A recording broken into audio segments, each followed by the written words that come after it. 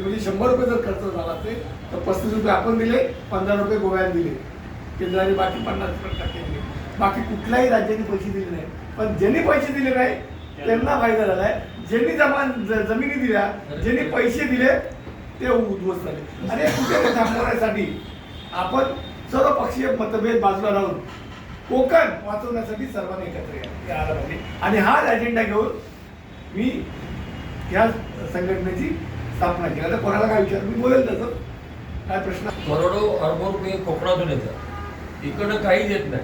इथे तुम्हाला भुहेरी रस्ते कशाला पाहिजे, इथे बुलेट ट्रेन कशाला पाहिजे. इथे तुम्ही मला 100 रुपयाच्या गोष्टीसाठी मला 5,000 रुपये देतात किंवा माझी 5 लाखाची तुम्ही मला 25 लाख रुपये मिळतात.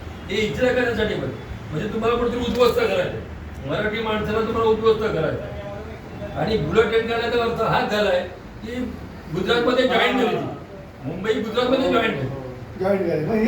आणि ज्या जवळजवळ 25% लोक तिकीट काढून तिथे जातात, 75% बिचारे लोक लटकून जातात.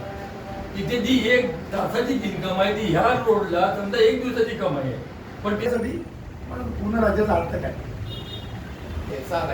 खास करून ईशान्य भारतातली पूर्ण राज्य म्हणजे ज्यांना सामरिक म्हणजे युद्ध क्षेत्रात जवळ आहे, म्हणजे त्या लोकांना त्याचा पूर्ण राज्याचा दर्जा दिला.